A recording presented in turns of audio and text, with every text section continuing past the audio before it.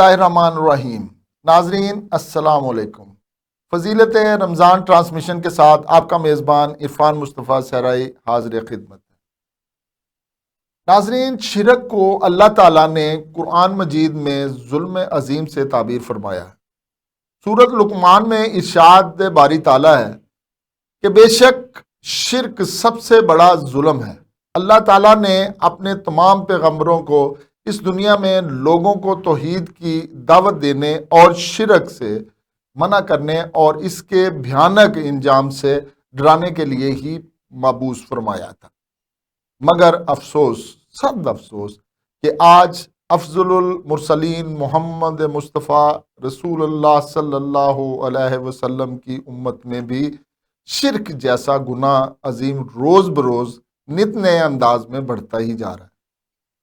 وہ امت جس سے شرک کو مٹانے اور اس کا احتسال کرنے کے لیے پیدا کیا گیا، آج اس کی اکثریت شرک و کفر کی زندگی گزار رہی ہے۔ اس گناہ عظیم بارے آگاہی دینے کے لیے آج ہم نے فضیلت رمضان ٹرانسمیشن میں ریسرچ اسکالر علامہ سید غلام عباس شیرازی صاحب کو دعوت دی ہے۔ اس سے پہلے کہ علامہ سید غلام عباس شیرازی اظہار خیال فرمائیں، ہم نعت خواں ریمشا اشفاق سے کہیں گے کہ بارگاہ رسالت صلی اللہ علیہ وآلہ وسلم میں نذرانہ عقیدت پیش فرمائیں۔ ریمشا اشفاق صاحب۔ وعلیکم السلام۔ صلی اللہ علیہ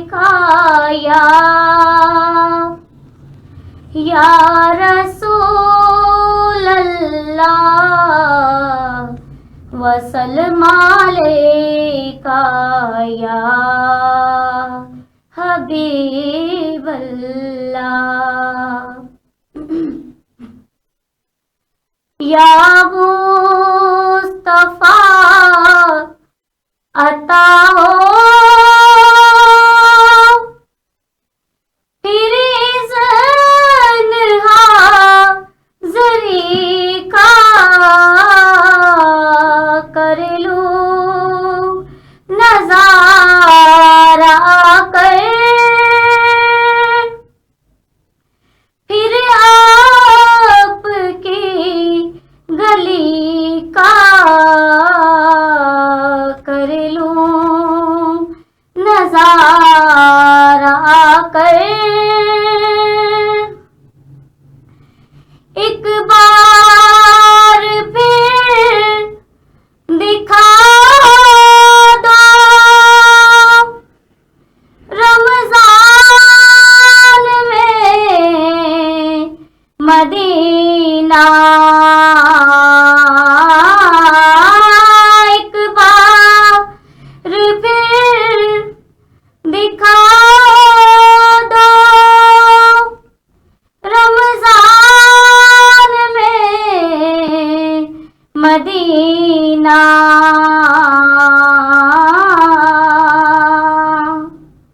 بے شک بنا لو آقا مہمان دو گھڑی کا، بے شک بنا لو آقا روتی ہوئی میں آؤں داغ جگر دکھاؤں، روتی ہوئی میں آؤں داغ جگر دکھاؤں،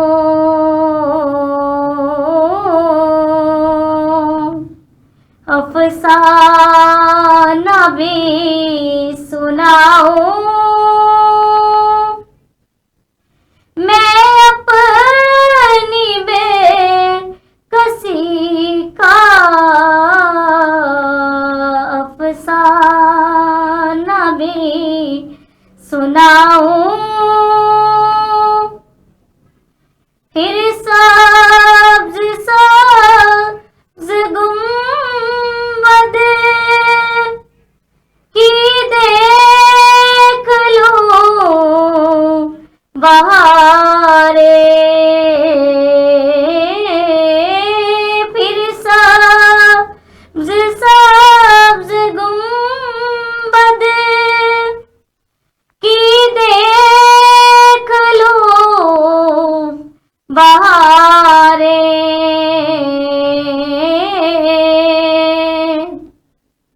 اب اذن دے دو آقا تم مجھ کو حاضری کا، پھر اذن دے دو آقا دنیا کے تاجداروں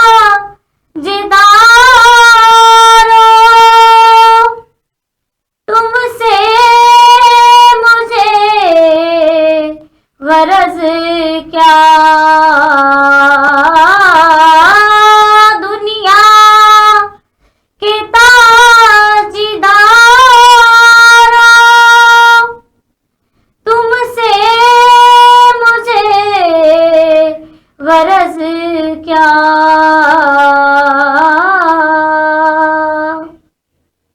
منگتی ہوں میں تو منگتی سرکار کی گلی کی،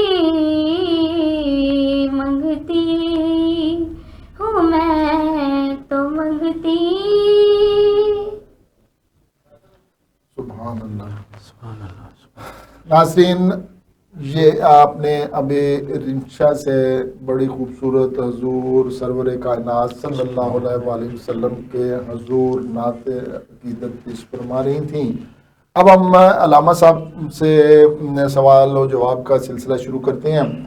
علامہ سید غلام عباس شیرازی صاحب، یہ شرک کیا ہے اور اس سے بچنے کے بجائے اس کے مرتکب کیوں ہو رہے ہیں؟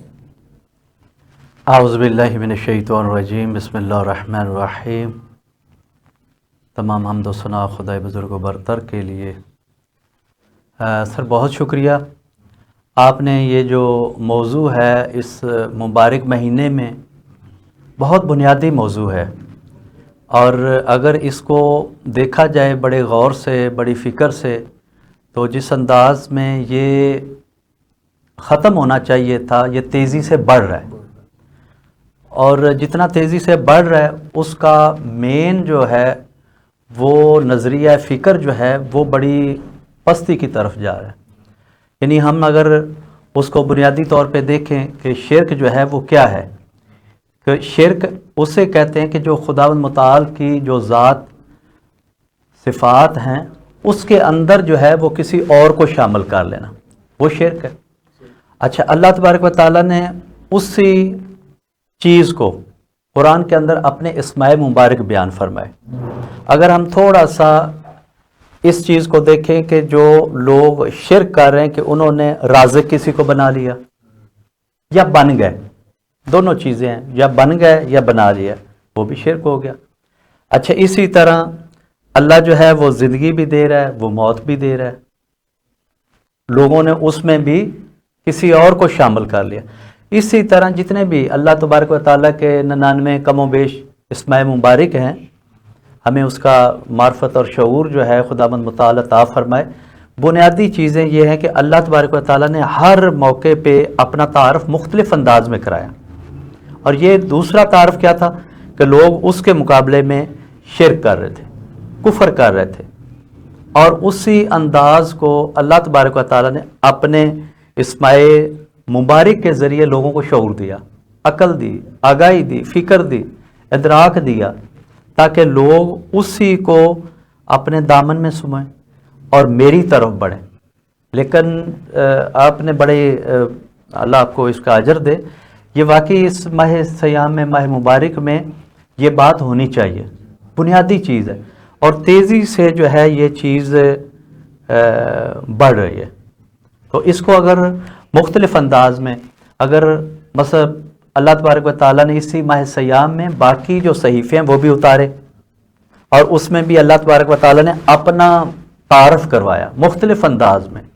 جس طرح کی لوگوں کی فکر تھی اس سے بڑھ کر لوگوں کو تاکہ میرے شعور میری طرف جو ہے وہ بڑھیں.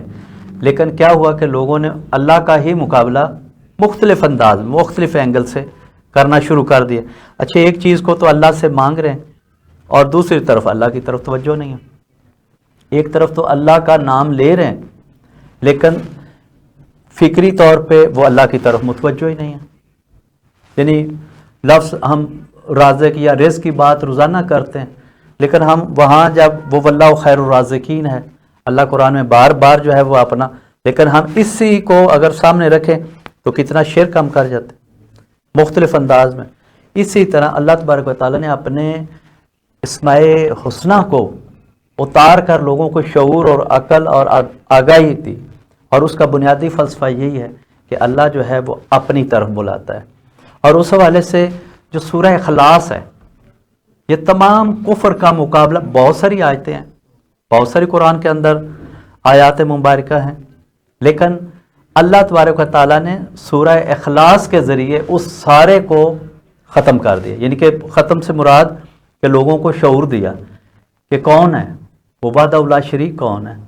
وہ اللہ تبارک و تعالیٰ نے سورہ اخلاص کو مختصر یعنی کہ قرآن کی چھوٹی صورتوں میں سے ہے لیکن اس کا جو دائرہ ہے فکری دائرہ معنوی دائرہ فکری یعنی اس کا بہت بلند ہے کہ اللہ اپنی طرف کہ میں ہی جو ہے وہ خالق ہوں، میں ہی ہر چیز دینے والا ہوں اور میں ہی جو ہے وہ اس دنیا کا جو ہے وہ حقیقی مالک اور خالق ہوں. تو عزیزان محترم یہ ہمیں قرآن جو ہے اس طرف متوجہ کر رہا ہے. اچھا علامہ صاحب یہ تو قرآن ہمیں اسی طرف متوجہ کرتا ہے اور اس پہ عمل کرنے والوں کو یا اس کو سمجھنے والوں کے لیے یہ بہت ضروری ہے کہ اس کو پہلے سمجھیں. لیکن اس گناہ عظیم کی ہلاکت خیزیوں اور اس کی تباہ کاریوں کے پہلوؤں پر بھی روشنی ڈالنی ضروری ہے تاکہ مسلمانوں کو اپنے نقصان عظیم کا اندازہ ہو سکے. آپ کیا کہتے ہیں کہ اس کے اگر یہ عمل ہوتا ہے تو اس پہ لوگوں کو نقصانات کیا ہوتے ہیں، یہ بھی لوگوں کو اندازہ ہونا چاہیے. جی بالکل یہ بنیادی چیز ہے کہ اگر ہم اس کے نقصانات کی طرف دیکھیں تو قرآن کے اندر فرعون اور نمرود اور شداد کا ذکر ہے. یہ کیا ہے؟ وہ نقصان ہے یعنی انسان کا، ایک انسان یعنی کہ خدا کا مقابلے میں اتر آیا. اور یہ اللہ تبارک و تعالیٰ جو ہے چیزیں مختصر سی ہیں لیکن اللہ تبارک و تعالیٰ یعنی فرعون کا ذکر. اچھا اللہ کے یعنی جو مخالف تھے نا اللہ نے کسی کا نام یہ نہیں کہ چھپا دیا. یہ کون ہے یہاں دعویٰ کرے کہ میں نے فرعون دیکھا ہے، لیکن اللہ نے ان چیزوں کو قرآن کے اندر اپنے مخالفین کا ذکر کر دیا تاکہ لوگوں کے سامنے یہ ایک تصویر جو ہے وہ موجود رہے کہ جو شرک اس طرح کرتے ہیں، جو کفر اس طرح کرتے ہیں، ان کا انجام پھر کیا ہے. اور جو انجام اگر ہم اس انجام سے مستفید نہیں ہو سکتے، اس سے ہم کچھ سبق نہیں حاصل کر سکتے، تو پھر اس کا مطلب یہ ہے کہ ہم یا تو ہمارا وہ مینٹلی طور پہ اپروچ اتنی نہیں ہے، فکری طور پہ، روحانی طور پہ، قلبی طور پہ ہمارے دل جو ہیں وہ ابھی تک خدا کی طرف متوجہ نہیں ہیں. اگر وہ متوجہ ہوں تو اللہ تبارک و تعالیٰ نے پھر اپنے جتنے بھی دشمن ہیں یعنی ابلیس شیطان اس کا بھی ذکر ہے. شیطان کس نے دیکھا ہے؟ لیکن اللہ تبارک و تعالیٰ نے اس کا بھی ذکر جو ہے وہ بھی اس لیے کر دیا کہ لوگوں کے سامنے کوئی چیز چھپی نہ رہے کہ بھئی دو چیزیں ہیں، ایک رحمان ہے اور ایک شیطان ہے. میں رحمان کا بندہ بنوں گا، میں عبد خدا ہوں گا، یا میں اس شیطان کے پیچھے چل کے اس کی جو مرضیاں ہیں، جو گناہ کبیرہ گناہ صغیرہ ہیں، یہ کیا ہے کہ وہ شیطان جو ہے وہ اپنی مرضی کو گناہوں کی اینگل سے وہ لے کے چلتا ہے. مثلا لوگوں کا حق سب سے پہلے جو حابیل اور قابیل ہیں وہاں سے یہ کام شروع ہوا، ابھی تک جاری ہے، رکا تو نہیں رستے میں. کہیں آپ کوئی کہہ دے کہ جی فلاں یہ بریک ہو گیا، نہیں، بلکہ تیزی سے بڑھ رہا ہے. तेजी से बढ़ रहा है। यानी हाबील और काबील को देखें तो दोनों हजरत आदम अलैहिस्सलाम के फर्जंद, और क्या है कि तकब्बर भी है। यानी ये बीमारियां हैं, ये जो हमारे अंदर आजिज़ी जो है ना, वो जो आजिज़ी करता है ना, वो अल्लाह को पसंद है, अल्लाह को आजिज़ी पसंद है, लेकिन हम क्या करते हैं, तकब्बर करते हैं। इसी तरह जितनी भी बुराइयां थी वो एक ने की, फिर अपने भाई को बेजुर्मों बेखता कत्ल कर दिया। ये कत्ल भी बहुत बड़ा जुर्म है, गुनाह ने कबीरा में से है। और इसी तरह उसने कितने गुनाह ने कबीरा किए जिसकी उसे कोई जो है वो माफ़ी नहीं है, क्योंकि अल्लाह तबारक व तआला हकूकुल्लाह और हकूकुल इबाद, यानी अल्लाह तबारक व तआला जो अपने हकूक़ हैं वो माफ़ कर सकता है, लेकिन अल्लाह तबारक व तआला जो है वो जो इंसानों के ऊपर जो किसी ने उसका हक छीन लिया है, तो वो अल्लाह तबारक व तआला जब तक वो इजाज़त नहीं देगा, वो माफ़ी नहीं देगा, अल्लाह उसे नहीं बख्शेगा। अच्छा राम साहब, हकूकुल आबाद के हवाले से तो बहुत एक लंबी बहस है और ये हम किसी न दूसरे प्रोग्राम में ज़रूर करेंगे, लेकिन आज हम शिरक के बारे में जो है वो ये बात कर रहे हैं, गुफ्तगू का मौजू है, इस गुनाह अजीम से कैसे बचा जा सकता है और कैसे अल्लाह रब्बुल करीम की वाहदनियत से अपने दिलो दिमाग को रोशन किया जा सकता है। असल जो इसका गुर है वो कैसे हम करें ताकि बहुत से लोगों को ये आजकल बीमारी लाहक है। ऐसे ही है, गुनाह ने कबीरा जो है ना, ये जो दिल है, दिल से ये चीज़ें आश्कार होती हैं। अगर दिल में खुदा है, मोहब्बत खुदा है, खुदा से लगाव है, तो यकीनन इंसान गुनाह ने कबीरा क्या गुनाह सगीरा किसी की तरफ जो है वो मुतवज्जो नहीं होगा, बल्कि इस माशरे को वो बेहतरी की तरफ डायरेक्शन जो है उसकी सिमत में लेके जाएगा। लेकिन जब इंसान के दिल में वो चीज़ जो अल्लाह की तरफ मुतवज्जो करती है वो नहीं। अच्छा, सबसे पहले जो गुनाह में इशारतन कि रसूल खुदा सल्लल्लाहु अलैहि वसल्लम ने, एक शख्स था जिसे फरमाया कि जिसने कहा कि मुझे जन्नत की आप, तो वो मुख्तसर कि रसूल खुदा ने फरमाया कि अपनी ज़बान को कंट्रोल करो, ज़बान को।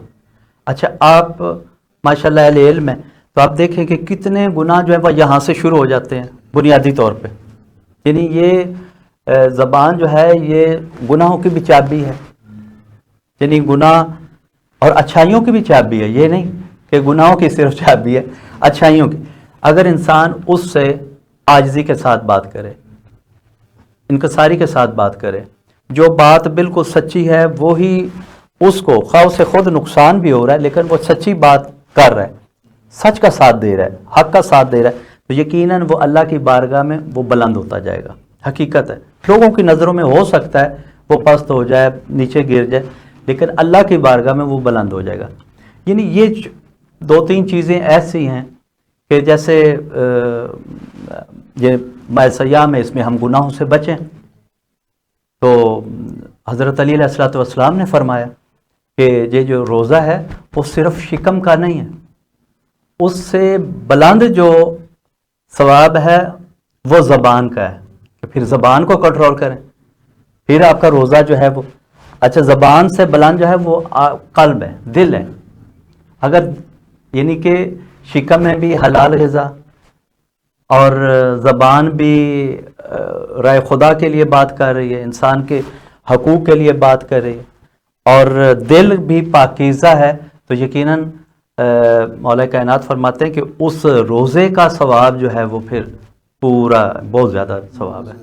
तो डिटेल के साथ हैं वो चीज़ें। तो ये क्या है कि हम गुनाह ने अच्छा, पहले नंबर पे जो गुनाह ने सगीरा है ना, छोटे गुनाह जो है, जब इंसान उसको, तो वो दिल पे एक दाग, एक डॉट बन जाती है। अच्छा, वो ही गुनाह जब बढ़ते जाते हैं तो वो ही गुनाह जो हैं, गुनाह ने सगीरा से कबीरा की तरफ बढ़ते हैं।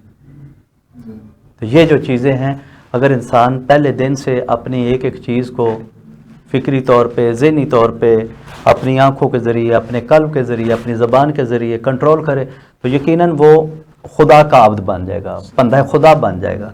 اور بندہ خدا جو ہے وہ عاجزی کے ساتھ، انکساری کے ساتھ. دوسرا کہ ایمان بھی اللہ پہ جو مصدق ایمان ہے وہ ضروری ہے، بہت ضروری، بہت ضروری ہے، تبھی وہ اللہ تعالیٰ کی ایسے ہی ہے شرک کرنے سے باز آ جاتا.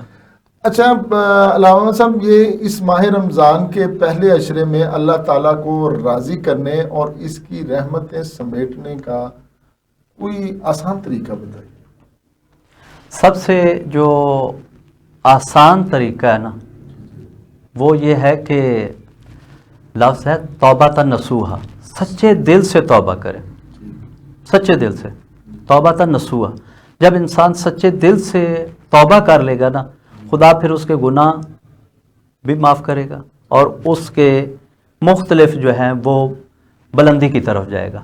یعنی انسان متوجہ ہو جائے. گناہ توبہ کا مطلب بھی یہ ہے کہ وہ ادھر سے پلٹ آیا. توبہ یعنی کہ اس مثلا ایک بال جیسے آپ دیوار پہ، اور جب وہ پلٹتا ہے تو وہ واپس آ جاتا ہے. یعنی کہ انسان اپنی اصلی حالت میں جو اس کا فکری اور ساری چیزیں ادھر آنا، یعنی توبہ نصوح ہے. بنیادی چیز یہ ہے. اگر فرض کریں وہ رزق حرام کی طرف متوجہ ہے، توبہ کر لے. اگر وہ جس انداز سے بھی اس کے غلطیاں ہیں، اور یہ ایسے نہیں کہ مثلا کسی کا نقصان کیا، توبہ ایسے نہیں ہوتی کہ کسی کا نقصان کیا، مثلا آپ کی ایک چیز میں بغیر پوچھے لے کے چلا گیا، تو پھر گھر جا کے میں توبہ کی تسبیح پڑھوں تو یہ کپ جو ہے مجھے معاف ہو جائے گا. نہیں، یہ نہیں معاف ہوگا. بلکہ سب سے پہلے جس انسان کا نقصان کیا ہے نا، اس سے وہ معافی مانگے. آج کل تو رواج ہے کہ واٹس ایپ کے اوپر معافی کیا وہ جو رجحان چلا ہوا کہ جی آپ نے واٹس ایپ کر دیا، مجھے معاف کر دیجیے گا، میرے سے یہ غلطی ہو گئی. تو یہ سمجھا جاتا ہے کہ جی معافی مانگ لی ہم نے تو اللہ اس کو معافی کر دے گا. اس حوالے سے آپ کیا کہتے ہیں؟ نہیں، اللہ تبارک و تعالیٰ نا جی جو دو چیزیں، حقوق اللہ اور حقوق العباد. اللہ سے جب انسان وہ بھی توبہ نصوحا، یہ دو لفظ ہے نا، صرف توبہ نہیں، سچے دل سے جب توبہ کرتا ہے نا تو اللہ اس کی قبول کرتا ہے، اور وہ اپنے امور میں. لیکن جب انسان کسی کی، مثال دے رہا ہوں معذرت کے ساتھ، کسی کی زمین پہ قبضہ کر لیا یا کوئی بھی کسی کے حق کو سلب کر لیا، اس کا نقصان کر لیا، جان بوجھ کے کر لیا، تو پھر جب تک وہ معاف نہیں کرے گا خدا معاف نہیں کرے گا. اللہ نے ایک سسٹم رکھا ہوا ہے. قرآن کے اندر کتنی آیات ہیں حقوق اللہ کی بھی اور حقوق العباد کی بھی. یعنی کہ جو واجب ہے، حلال ہے، حرام ہے، مستحب ہے، مکروہ ہے، مباح ہے، تو اللہ تبارک و تعالیٰ نے یہ ایک سسٹم رکھا ہوا ہے، اور جو اس کو فالو کرے گا پھر وہی کامیاب ہے. یعنی یقیناً یہ ہے کہ آپ اس عشرے میں ارادہ وہ کریں کہ آپ نے اپنے گناہوں سے معافی کا طلبگار ہونا ہے. ناظرین، ہمارے اللہ رب کائنات سے دعا ہے کہ ہم تمام مسلمانوں کو ہر طرح کے شرک و کفر سے بچا کر خالص توحید اور سنت کی روشنی میں زندگی گزارنے کی توفیق عطا فرمائے اور ایمان کی موت نصیب فرمائے. آمین ثم آمین. ناظرین، اس کے ساتھ ہی فضیلت رمضان کی ٹرانسمیشن کا اختتام ہوا جاتا ہے، لیکن ہم آخر میں ناخواں رمشہ اشفاق سے کہیں گے کہ ایک خوبصورت سا نذرانہ عقیدت جو ہے وہ بارگاہ رسالت صلی اللہ علیہ وآلہ وسلم میں پیش کریں. آپ نذرانہ عقیدت پیش کیجیے. صلی اللہ علیہ وآلہ وسلم. مرحبا آج چلیں گے شہ ابرار کے پاس، انشاءاللہ ہاں پہنچ جائیں گے سرکار کے پاس. میں گناہگار گناہوں کے سوا کیا لاتی، میں گناہگار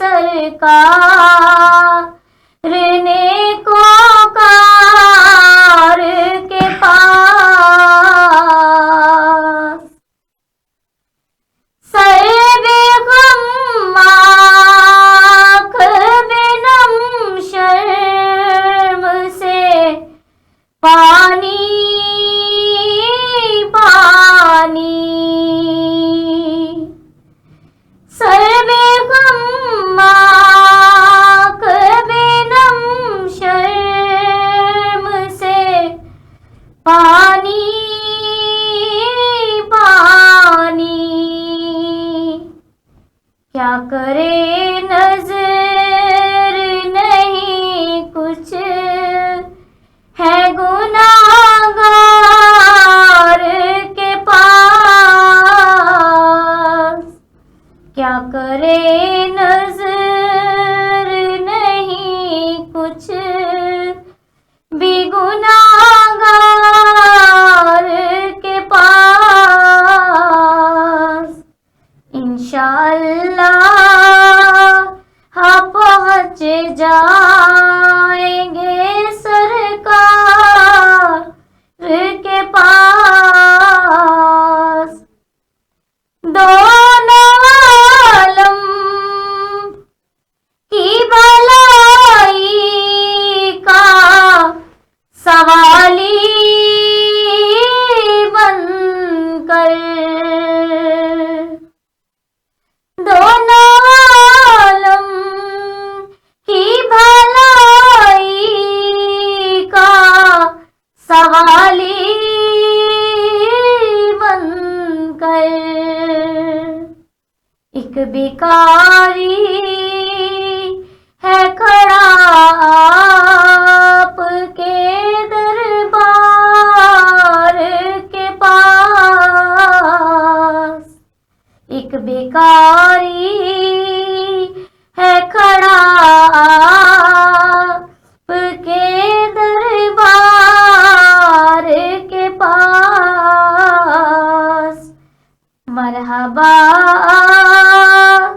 جی چلیں گے شاہ ابرار کے پاس، انشاءاللہ پہنچ جائیں گے سرکار کے پاس، قبر میں یوں ہی نکیروں میں نہیں آ پہنچی، قبر میں یوں ہی نکیروں میں نہیں آ پہنچی،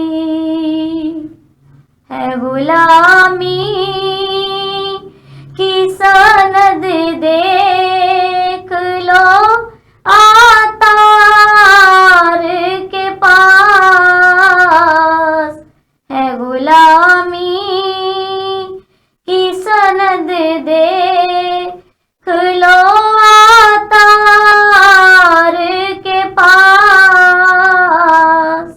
انشاءاللہ